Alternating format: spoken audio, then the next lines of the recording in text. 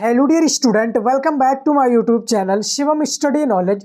Student, आज के इस वीडियो में हम क्लास 12 हिंदी के जितने भी स्टूडेंट हैं और इस बार 22 फरवरी 2024 को हिंदी का पेपर देने वाले हैं, हिंदी का एक वायरल पेपर लेकर आए हैं आप लोगों के लिए, जो कि मोस्ट इम्पॉर्टेंट ये पेपर है और 22 फरवरी को सेम 100% ऐसे ही पूछा जाएगा। इसमें बताए गए एक एक इम्पॉर्टेंट क्वेश्चन आपके बोर्ड एग्जाम में पूछे जाएंगे और ये आज का जो ये वायरल पेपर है इसका मैं सॉल्यूशन देने वाला हूँ आप सभी को। तो वीडियो को लास्ट तक जरूर देखिएगा। बहुत ही कम टाइम बचा है, लगभग 2 से 3 दिन का टाइम है और इसी में से आपको क्या है, अच्छा स्कोर करना है हिंदी में। तो आज के इस वीडियो को कंप्लीट देखिएगा। देखिए 22 फरवरी का जो शेड्यूल है पेपर का वो अलग आ चुका है, क्योंकि क्या है, पहले 70% आपको पढ़ना पड़ता था, अब आपको 100% पढ़ना पड़ेगा। काफ़ी चैप्टर बढ़ा दिए गए हैं, कुछ नए चैप्टर ऐड हुए हैं, तो ये आपको जानना जरूरी है कि कौन से नए चैप्टर से क्वेश्चंस आएंगे, सारी चीज़ों को बताएंगे और ऐसे ही 100% 22 फरवरी को पेपर पूछा जाएगा। तो क्लास 12 साहित्यिक हिंदी के जितने भी स्टूडेंट हैं वीडियो को कंप्लीट देखिएगा। यहाँ पर देखिए 2024 हिंदी पेपर कोड देख सकते हैं 109 SO, फिर 537, समय 3 घंटा 15 मिनट, सभी सब्जेक्ट के लिए यही समय निर्धारित है। पूर्णांक देख सकते हैं, पूर्णांक 100 नंबर का है। आप लोगों को पता होगा 100 नंबर का क्लास 12 हिंदी का पूर्णांक होता है। अनुक्रमांक फिर नाम यहाँ पर रहेगा, पेपर घर पर आप लेकर चले आएंगे। इसके बाद में यहाँ पर देखिए नोट में दिया हुआ क्या है, जो नोट में क्या दिया हुआ है कि प्रारंभ में 15 मिनट पढ़ने के लिए पेपर निर्धारित होता है, जो कि हर एक सब्जेक्ट में ये टाइम दिया होता है। फिर इसमें क्या है, क्लास 12 हिंदी में 2 खंड होते हैं, एक खंड का और एक खंड खा, दोनों में 50-50 मार्क्स के क्वेश्चंस होते हैं।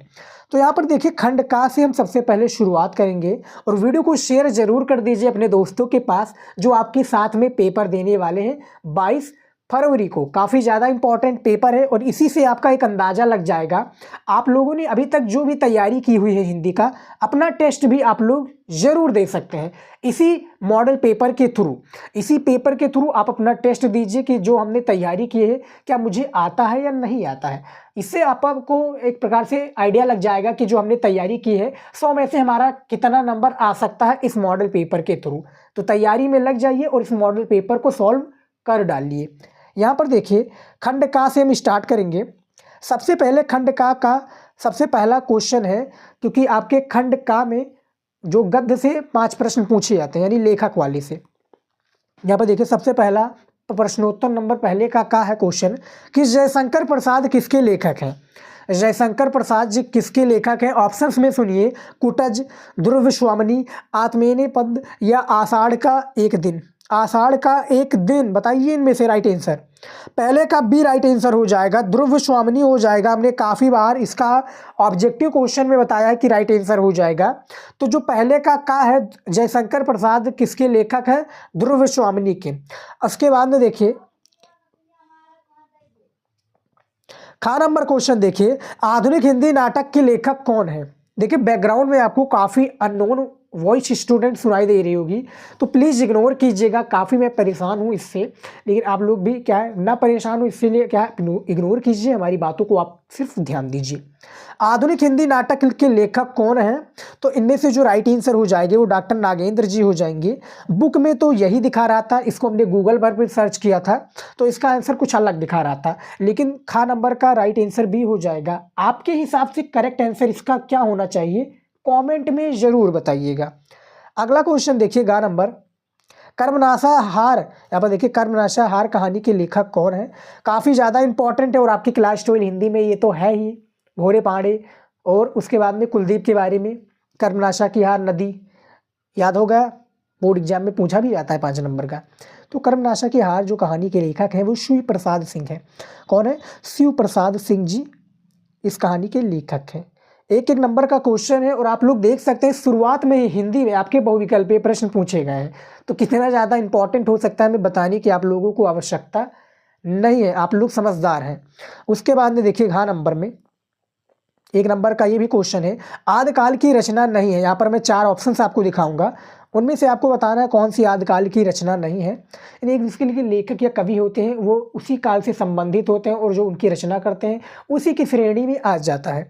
तो इसमें जो राइट आंसर हो जाएगा वो आपका हो जाएगा गोरा बादल की कथा, शायद राइट आंसर हो जाएगा। हाँ, गोरा बादल की कथा हो जाएगा जो कि करेक्ट आंसर है, जो कि किसकी रचना नहीं है स्टूडेंट, आदिकाल की शायद नहीं है यह रचना।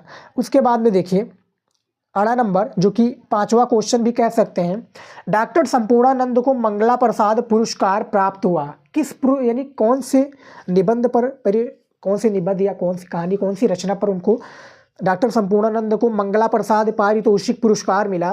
तो वो जो मिला था प्यारे स्टूडेंट, वो मिला था समाजवाद पर, जो उनकी पुस्तक है समाजवाद, उन्हीं पर ये मिला था। उसके बाद में देखिए 6 नंबर, अब आ गया हमारा 6 नंबर का जो कि का नंबर प्रश्न। देखिए 6 नंबर का नंबर प्रश्न है कि प्रोजी सुंदर रेड्डी की रचना है, कौन सी रचना है? प्रोजी सुंदर यानी प्रोफेसर जी की सुंदर रेड्डी की जो रचना है, इनमें से जो राइट आंसर हो जाएगा मेरे विचार इनकी रचना है। अगला क्वेश्चन देखिए 6 नंबर के बाद में हमारा आ गया है खा नंबर, यानी 6 का है, याद रखिएगा, ऐसे ही आपको देखना है। खा नंबर है मजदूरी और प्रेम रचना किस विधा से संबंधित है? मजदूरी और प्रेम रचना किस विधा से संबंधित है? कहानी इसका राइट आंसर हो जाएगा। अगला क्वेश्चन देखिए गा नंबर में, देखिए सरदार पूर्ण सिंह युग के लेखक है, यानी किस युग के लेखक है सरदार पूर्ण सिंह जी? काफ़ी बार हमने ऑब्जेक्टिव क्वेश्चन में आप लोगों को बताया है, आप लोग हमारी इंपॉर्टेंट वीडियोज को देखते होंगे तो आपको मालूम होगा। तो इनमें से जो राइट आंसर हो जाएगा, सरदार पूर्ण सिंह किस युग के लेखक हैं? भारतेंदु युग के, द्विवेदी युग के, छायावाद युग के या प्रगतिवाद युग के? तो इनमें से जो गा नंबर है, इनमें से आपका राइट आंसर क्या हो जाएगा? इनमें से आपका बिल्कुल सही आंसर द्विवेदी युग हो जाएगा, जो कि करेक्ट आंसर है। अगला क्वेश्चन देखिए घा नंबर, आचार्य हजारी प्रसाद द्विवेदी की रचना कौन सी है? इन्हीं चारों में से आपको बताना है प्यारे स्टूडेंट, आचार्य हजारी प्रसाद द्विवेदी की रचना कौन सी है? तो इनमें से आपका राइट आंसर सी हो जाएगा, कुटज हो जाएगा, जो कि हजारी प्रसाद द्विवेदी की रचना है।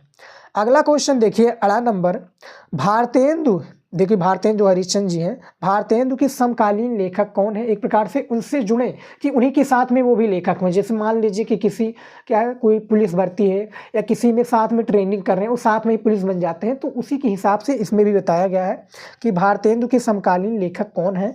तो इनमें से जो राइट आंसर हो जाएगा स्टूडेंट, वो हो जाएंगे ठाकुर जगमोहन सिंह जी, जो कि विकल्प में दिया हुआ है। काफ़ी सारे जो है लेखक हैं, लेकिन इनमें जो विकल्प के थ्रू बात करेंगे हम वही बताएंगे आंसर। तो इनमें से ठाकुर जगमोहन सिंह इसके करेक्ट आंसर हो जाएंगे।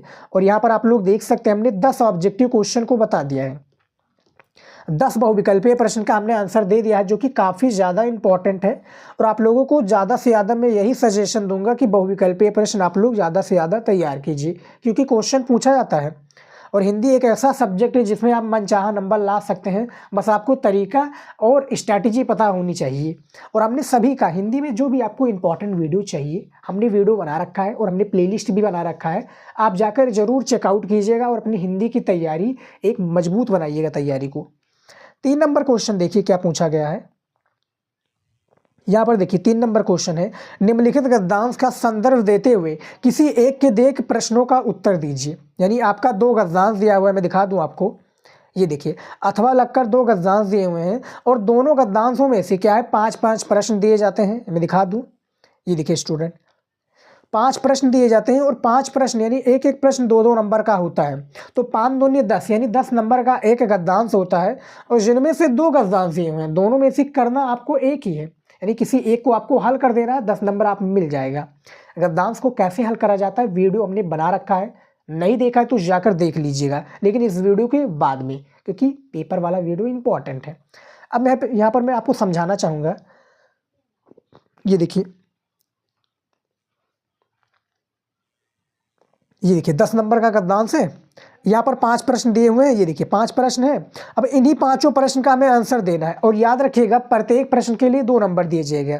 जैसा कि यहाँ पर पहला प्रश्न क्या पूछा गया है कि उपयुक्त गद्यांश के पाठ और लेखक का नाम लिखिए, यानी हमें संदर्भ लिखना है बेसिकली, किस चैप्टर से लिया गया है और इसके लेखक कौन है, क्योंकि गद्यांश है। तो राष्ट्र का तीसरा अंग जन की संस्कृति, मनुष्यों ने युगों युगों से जिस सभ्यता का निर्माण किया है वही उसके जीवन की श्वास प्रवास है। आप लोग पेपर को हल कर रहे हैं तो हल कीजिए, ईमानदारी से कीजिएगा स्टूडेंट, क्योंकि ईमानदारी बोर्ड एग्जाम में आपको अच्छे मार्क्स दिला सकती है। तो जो इसमें है राष्ट्र का तीसरा अंग, ये किस चैप्टर से लिया गया है? सबसे फर्स्ट चैप्टर राष्ट्र का स्वरूप, राष्ट्र का स्वरूप जो आपका सबसे फर्स्ट चैप्टर है उसके जो लेखक है वासुदेव शरण अग्रवाल जी इसके लेखक हैं, इससे लिया गया है। अब यहाँ पर हमें संदर्भ लिख देना है। कैसे लिखना है हमने वीडियो बना रखा है, नहीं देखा तो जाकर देख लीजिएगा। हमने उसमें डेडिकेटेड वीडियो बताया है। हमने उसमें 2 मेथड बताए हैं, एक संदर्भ लिखने का एक अलग तरीका होता है, दूसरा सबसे आसान तरीका है जो कि अब के स्टूडेंट फॉलो करते हैं। तो वो वीडियो जरूर देखिएगा, लेकिन इस वीडियो के बाद में अब देखिए यहाँ पर आपको 2 नंबर मिल जाएगा क्योंकि आपने चैप्टर का नाम और उसके लेखक का नाम बता दिया है, तो 2 नंबर यहाँ पर कंफर्म है। अब यहाँ पर रेखांकित अंश की व्याख्या पूछी गई है। क्या पूछा गया कि बिना संस्कृति के जन की कल्पना क्या है, संबंध मात्र है। संस्कृत ही जन के क्या है, मस्तिष्क है। संस्कृत के विकास और अभ्युदय के द्वारा ही राष्ट्र का वृद्धि संभव है। तो यानी हमने इसको पढ़ा। अब हमें क्या है, जो लेखक है वासुदेव शरण अग्रवाल जी, वो कहना क्या चाहते हैं इस गद्यांश के बारे में आपको व्याख्या कर देना, हिंदी में इसका पूरा मीनिंग निकाल देना है कि ये या भैया कहना चाहते हैं और लेखक के अनुसार ये इसका तात्पर्य है। तो ये रेखांकित अंश की व्याख्या कर लीजिएगा। फिर तीसरा क्वेश्चन है, राष्ट्र के क्या है, समग्र रूप में भूमि और जन के साथ किसका महत्वपूर्ण स्थान है, इसके बारे में बताना है कि कब राष्ट्र का लोप समझना चाहिए और संस्कृत के सौंदर्य और सौरभ में अंतर्निहित क्या है, इसके बारे में बताना है। मैं हर एक वीडियोज में आप लोगों को कंफर्म बता देता हूँ कि जो आपके क्वेश्चन है वो कंपलसरी है, यानी दोनों क्वेश्चन आपके गद्य और पद्य में पूछे जाते हैं। कौन कौन से क्वेश्चन है, ये दोनों क्वेश्चन, गद्यांश और रेखांकित अंश की व्याख्या। बाकी का जो 3 क्वेश्चन होता है वो इसी गद्यांश या पद्यांश से जुड़े होते हैं, उसका आंसर आपको देना है। तो 10 नंबर आपका कंफर्म हो जाता है। अब मान लीजिए कि ऊपर वाला आपको नहीं पता, यानी चैप्टर का भी नाम नहीं पता है, पूरे का आप हल भी नहीं कर पाएंगे, तब आप ये वाला कर लीजिएगा, तब आप ये अथवा वाला कर लीजिएगा। अथवा वाला कि अशोक का वृक्ष जितना ही मनोहर जितना ही क्या है, रहस्यमय हो, जितना ही अलंकृष्मय हो, परंतु वो उस विशाल सामंत सभ्यता की परिष्कृत रुचि का भी प्रतीक है जो साधारण प्रजा के परिश्रमों पर क्या है, परिश्रमों पर यहाँ पर देखिए पली थी और जिसके रक्त के संसार कणों को खाकर बड़ी हुई थी। तो आपको नाम से ही, यानी आप क्या है, मान लीजिए कि आपको नहीं पता है कि चैप्टर का नाम इसका क्या होना चाहिए, हमें नहीं पता है, तब आपको क्या करना है, सबसे पहले आपको पूरे को पढ़ लेना है, यानी ये जो गद्यांश दिया हुआ है कंप्लीट आपको पढ़ लेना है और इसमें कुछ ना कुछ कीवर्ड मिल जाएगा। जैसा कि यहाँ पर अशोक दिया हुआ है, तो अशोक के फुल चैप्टर से लिया गया है और इसके जो लेखक हो जाएंगे आचार्य हजारी प्रसाद द्विवेदी जी हो जाएंगे। अब आपको यहाँ पर पता चल गया।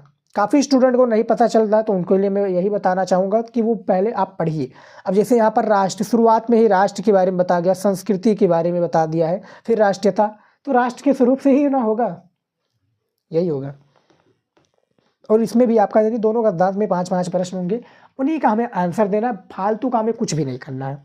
हमने हल करने का तरीका आप लोगों को बता दिया है। सबसे आसान तरीका बताया कि मान लीजिए कि आपको नहीं आ रहा है गद्यांश को हल करने का, तब कैसे आप 10 में से 10 नंबर पूरा लेकर आएंगे। ज़रूर वीडियो ज़रूर देखें, जाकर आप लोग देख लीजिएगा। उसके बाद में देखिए अब हमारा आ चुका है पद्यांश पर आधारित निम्नलिखित को प्रश्नों का उत्तर दीजिए। सेम सारा प्रोसेस वही है, बस वो लेखक का था, ये कवि का है। समझ में आ गया। यहाँ पर भी दिया है कि मारग प्रेम को समुझे हरिश्चंद्र यथारथ होत यथा है, ये हमारा है प्रेम माधुरी, फर्स्ट चैप्टर है जो कि पद्यांश का। कवि कौन है, भारतेंदु हरिश्चंद्र जी हैं, पता चल गया। इसमें भी 5 प्रश्न दिए हुए, 5 प्रश्न का आंसर देना है, 2 प्रश्न कंपलसरी है। प्रस्तुत पद्यावतरण किस पाठ से लिया गया है, प्रेम माधुरी। इसके कवि कौन हो जाएंगे, भारतेंदु हरिश्चंद्र जी। रेखांकित अंश की व्याख्या करनी है। यहाँ पर बावरे है व्रज के सिहारे मोहि नाहक पूछत कौन विधात है, इसके बारे में। अथवा दिया है दोनों में, देखिए चाहे गद्य हो या पद्य, दोनों में अथवा दिया है। मान लीजिए कि आपको नहीं आ रहा पहले वाले का, तो दूसरे वाला कर लीजिए। मिलना आपको 10 नंबर तक है, बस आप क्या है 5 प्रश्न का उत्तर दे दीजिए किसी भी गद्यांश पद्यांश का, ये कर लीजिएगा। चैप्टर का नाम देखिए, जैसा कि पहले वाला प्रेम माधुरी, दूसरा है उद्धव प्रसंग, ये वाला। आए हो सिखावन को जोग मथुरते तोपे और उधोये वियोग के बंचन बता रबूना, किससे लिया गया है, उद्धव प्रसंग। उद्धव प्रसंग आपने नाम सुना होगा, जो कि उद्धव प्रसंग से ये आपका लिया गया है, उद्धव प्रसंग। और इसके जो कवि है जगन्नाथ दास रत्नाकर जी हैं। अब देखिए यहाँ पर 5वां प्रश्न। 5वां प्रश्न क्या है कि निम्नलिखित में से किसी एक लेखक का जीवन परिचय देते हुए उनकी रचनाओं का उल्लेख करिए। यानी किसी एक लेखक का जीवन परिचय आपको देना है। 3 दूनी 5, 3 नंबर जीवन परिचय का, 2 नंबर आपको उनकी क्या है रचनाओं के बारे में बता देना है, 2 नंबर आपको उस पर मिल जाएगा। कौन कौन से वो लेखक हैं जिनका जीवन परिचय आपके बोर्ड में पूछा जाएगा, 5 नंबर का है, 80 शब्दों में जीवन परिचय को देना है। सबसे पहले हो जाएंगे डॉक्टर APJ अब्दुल कलाम जी, तैयार कर लीजिए, इंपॉर्टेंट है। दूसरा है आचार्य हजारी प्रसाद द्विवेदी जी। तीसरा कन्हैया लाल मिश्र प्रभाकर जी। चौथा है जैनेन्द्र कुमार जी। ये चारों का जीवन परिचय तैयार कर लीजिए। मैं 100% गारंटी लेता हूँ इससे बाहर नहीं आएगा। मान लीजिए चारों नहीं आ रहा तो इनमें से एक ना एक आएगा और आपको 5 नंबर दिलाकर जाएगा, तो तैयार कर लीजिएगा। उसके बाद में देखिए अब आ गया हमारा खा नंबर में। खा नंबर में है कि निम्नलिखित में से किसी एक कवि का जीवन परिचय देते हुए, वहाँ पर लेखक का था, यहाँ पर कवि का था, तो कौन है? सबसे पहले है यहाँ पर देखिए गिरजा कुमार माथुर जी, कवि इंपॉर्टेंट है। सूर्यकांत त्रिपाठी निराला जी और भारतेंदु हरीशचंद्र जी। इनका जीवन परिचय तीनों में से किसी का भी, यानी तीनों को तैयार कर लीजिएगा, एक ना एक आएगा और आपको 5 नंबर दिलाकर जाएगा। मान लीजिए तीनों नहीं आ रहा तो एक तो आएगा, कन्फर्म है, 5 नंबर देकर जाएगा, बस तैयार कर लीजिएगा। वीडियो आपको चैनल पर मिल जाएगा सभी चीज़ों पे, यानी इसमें बताए गए जितने भी सामग्री हैं इंपॉर्टेंट आपको वीडियो मिल जाएगा हमारे चैनल पर। उसके बाद में देखिए यहाँ पर स्टूडेंट आ चुका है हमारा कर्मनाशा की हार। क्या है? कर्मनाशा की हार अथवा बहादुर कहानी की कथा वस्तु लिखिए। कथा वस्तु आपको लिखना है कर्मनाशा की हार अथवा बहादुर। बहादुर नेपाल का लड़का, कर्मनाशा की हार कुलदीप और भोरे पांडे के बीच में। अधिकतम सीमा 80 शब्द है, जैसे कि जीवन परिचय का देंगे। और ये कहानी जो है हर साल पूछे जाने वाला एक मोस्ट इंपॉर्टेंट कहानी है। अब अथवा यहाँ पर भी लगा है स्टूडेंट, देखिए आप थोड़ा गौर करेंगे तो देखेंगे अथवा यहाँ पर लगा है और अथवा यहाँ पर लगा हुआ है, तो दोनों में से लगा है। अब यहाँ पर दिया हुआ है कि बहादुर अथवा पंचलाइट कहानी के प्रमुख पात्र की चारित्रिक विशेषताओं पर प्रकाश डालिए। अब क्या है, ये कहानी तो हर साल कंफर्म है स्टूडेंट, ये हर साल पूछे जाने वाला एक मोस्ट इंपॉर्टेंट कहानी है। तैयार कर लीजिएगा, वीडियो हमारे चैनल पर मिल जाएगा। ये 5 नंबर आपका कोई नहीं काट सकता तैयार कर लेंगे तो। उसके बाद में देखिए 7वां नंबर में, 7 नंबर में है स्वपठित खंड काव्य के आधार पर किसी एक खंड के प्रश्न का उत्तर दीजिए। स्वपठित खंड काव्य है और किसी एक प्रश्न का आप लोगों को क्या देना है? उत्तर देना है, जिसके लिए 5 नंबर दिया जाएगा। अब देखिए कि मैं हर एक वीडियोज में, हिंदी की वीडियोज में बताता हूँ, जो मॉडल पेपर खासकर मैं सॉल्व कराता हूँ आपको। आप लोगों ने हमारा ज़्यादा से ज़्यादा मॉडल पेपर वाला वीडियो नहीं देखा है तो देख लीजिए, इंपॉर्टेंट है। अब देखिए यूपी के जो स्टूडेंट हैं उनके अलग अलग डिस्ट्रिक्ट के अलग अलग खंड काव्य होते हैं। जैसा कि हमारे यहाँ पर जो चल रहा है खंड काव्य, प्रेजेंट टाइम की बात की जाए तो वो त्यागपति चल रहा है। क्या चल रहा है स्टूडेंट? ये त्यागपति चल रहा है। जैसे कि यहाँ पर पूछा गया कि त्यागपति खंड काव्य की प्रमुख विशेषताओं पर संक्षिप्त प्रकाश डालिए, तो हमारे यहाँ पर ये चल रहा है तो इसके बारे में हमें बताना रहेगा। तो देख सकते हैं ये हमने बता दिया है। 7 टॉपिक है आपके खंड का में। अब हमारा यहाँ से खंड खा स्टार्ट हो जाता है। 50 नंबर जो है हमने अभी तक जो है कंप्लीट कर लिए हैं, किसमें? खंड का में। तो वीडियो आपने देखा होगा, सारे इंपॉर्टेंट है, तैयार कर लीजिए। कॉपी में भी लिख रहे हैं तो अच्छी बात है। खंड खा यानी हिंदी व्याकरण का खंड खा स्टार्ट हो चुका है, जिसको हम सेक्शन बी भी कहते हैं इंग्लिश में। अब यहाँ पर देखिए प्रश्नोत्तर नंबर 8 का दिया हुआ है। क्या दिया हुआ है कि निम्नलिखित संस्कृत गद्यांश का संदर्भ सहित हिंदी में अनुवाद कीजिए। क्या है? ये आपका संस्कृत का गद्यांश से जिस तरह से हिंदी गद्य पद्य पूछा जाता है, सेम इसी प्रकार से ये भी पूछा जाता है। 7 नंबर का एक संस्कृत का गद्यांश होता है। इसमें करना क्या है, सिर्फ हमें संदर्भ लिखना है कि किस चैप्टर से है, और इसके बाद में हिंदी में इसका मीनिंग निकालना, यानी जिस तरह से हम ट्रांसलेशन ना करते हैं सेम उसी प्रकार से है हिंदी में। ये संस्कृत में, इसका हमें हिंदी में मीनिंग निकाल देना है। 5 नंबर हमें इस पर, 2 नंबर हमें संदर्भ पर दे दिया जाएगा। 2 आपका संस्कृत का गद्यांश दिया हुआ है। तो संदर्भ के लिए आपको सिर्फ क्या है, चैप्टर का नाम पता होना चाहिए। तो मैं आपका चैप्टर का नाम बता देता हूं। चैप्टर का नाम क्या है स्टूडेंट? महर्षि दयानंद। महर्षि दयानंद फर्स्ट आपका जो संस्कृत का गद्यांश है, ये चैप्टर का नाम है। दूसरा महामना मालवीय, आप नाम से ही जान सकते हैं कि किस चैप्टर से लिया गया है। महामना मालवीय चैप्टर से लिया गया है। और फर्स्ट वाला आपका महर्षि दयानंद से। तो दोनों में से जो आपको अच्छा लगे वो कर लीजिएगा। अथवा दिया हुआ है, करना सिर्फ एक ही है और मिलना आपको क्या है, 7 नंबर फिक्स है। बस इसका आपको संदर्भ और हिंदी में अनुवाद कर लीजिए और आपका पूरा नंबर बिल्कुल फिक्स है स्टूडेंट। उसके बाद में देखिए निम्नलिखित में से श्लोक आ चुका है खा नंबर में। देखिए कि निम्नलिखित श्लोक का हिंदी में ससंदर्भ अनुवाद कीजिए। जो आपका श्लोक है हिंदी में ससंदर्भ इसका अनुवाद करना है और इसके लिए भी आपको 7 नंबर दिया जाएगा। वही 5 नंबर आपको हिंदी में अनुवाद करने के लिए, 2 नंबर संदर्भ के लिखने के लिए। जिस तरह से हिंदी गद्य पद होता है ना 10 नंबर का, सेम इसी प्रकार से संस्कृत में दिया जाता है। तो श्लोक कह लीजिए या पद्यांश कह लीजिए। अथवा लगा है, जैसा कि ये चैप्टर का नाम है निपुत्र दिलीप। ये चैप्टर का क्या नाम है? निपुत्र दिलीप। अथवा लगा है तो ये वाला कर लीजिएगा सुभाषित रत्नान वाला। जो सुभाषित रत्नान चैप्टर है ये इससे एक ना एक श्लोक आपके बोर्ड एग्जाम में कंफर्म रहता है, तैयार कर लीजिएगा। कैसे इस श्लोक को हल किया जाता है हमने वीडियो बना रखा है। यानी इस वीडियो में बताए गए जितने भी इंपॉर्टेंट पॉइंट्स हैं, जिसका मैं आंसर नहीं दे रहा हूँ, जिसका मैं कह रहा हूँ कि वीडियो मिल जाएगा, आप लोग हमारे चैनल पर विजिट कीजिएगा और वहाँ पर प्लेलिस्ट वाला सेक्शन जरूर खोल लीजिएगा। हर एक सब्जेक्ट का A to Z वीडियो आपको मिल जाएगा जो आपके हिंदी या कोई भी अन्य सब्जेक्ट की तैयारी के लिए इंपॉर्टेंट है। देख लीजिए और अपनी तैयारी को बेहतर बनाइए। उसके बाद में देखिए यहाँ पर निम्नलिखित में से किन्हीं 2 का संस्कृत में उत्तर दीजिए। यानी 2-2 नंबर का 2 प्रश्न हो, यानी 4 प्रश्न है और इन्हीं में से किसी 2 प्रश्न का उत्तर आपको देना है। 2 प्रश्न का उत्तर दे दीजिए, आपको 4 नंबर मिल जाएगा। जैसा कि यहाँ पर दिया हुआ है, जैसे यहाँ पर दिया हुआ तीसरा प्रश्न कि पांडदूत का अस्त्र, तो का पांडदूत अभवत, यानी इसका आंसर हो जाएगा का पांडदूत अभवत हो जाएगा। उसके बाद में यहाँ पर देखिए मालवेश्य सर्वोच्च गुण का अस्त्र, मालवेश्य सर्वोच्च गुण का अस्त्र, तो श्री महामना मालवीय सर्वोच्च गुण जन सेवा असेनी, जन का सेवा करते हैं। तो ये हमारा 2 प्रश्न है। 2 प्रश्न का आप लोग संस्कृत में उत्तर दीजिए और 4 नंबर अपना बटोर लीजिए। उसके बाद में देखिए 10 नंबर में मॉडल पेपर में जो सेम इसी प्रकार से आपका 22 फरवरी को पेपर पूछा जाएगा, यानी इंपॉर्टेंट क्वेश्चन पूछे जाएंगे। सेम ऐसे ही सेम टू सेम रहेगा, बस क्वेश्चन चेंज रहेंगे। उत्तर देखिए 10 नंबर में 10 का पूछा गया है और इसमें क्या है कि करुण रस अथवा आस रस। यहाँ पर देखिए करुण रस अथवा, यहाँ पर अथवा लगा है, हास रस का स्थायी भाव के साथ उसकी परिभाषा उदाहरण सहित लिखिए। एक आपको क्या है, परिभाषा के लिए 1 नंबर, 1 नंबर उदाहरण के लिए।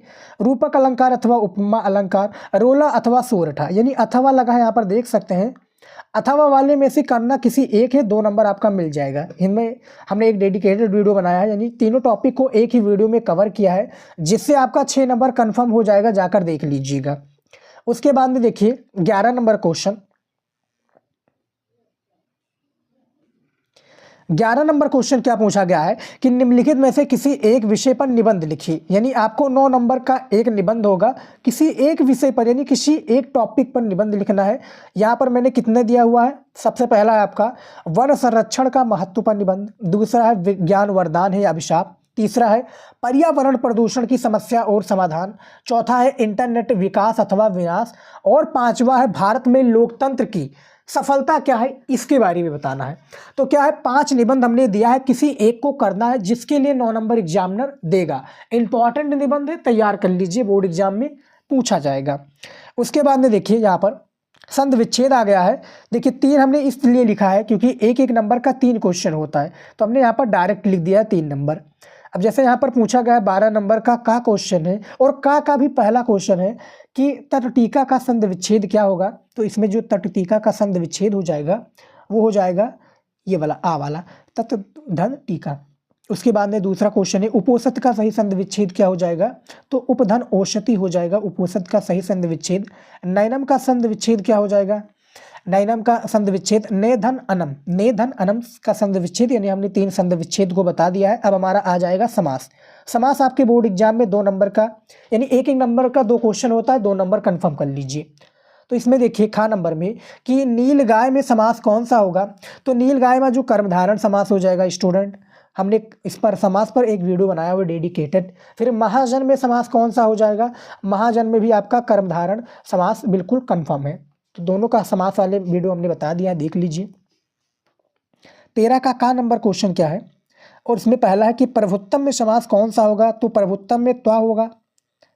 उसके बाद में यहाँ पर देखिए नित्वा, नित्वा में कौन सा प्रत्यय होगा, कौन सा प्रत्यय होगा, वो आपका कत्वा होगा नित्वा में। अगला देखिए हमारा, रेखांकित पदों में से किसी एक पद में विभक्ति तथा उसका संबंधित नियम लिखिए।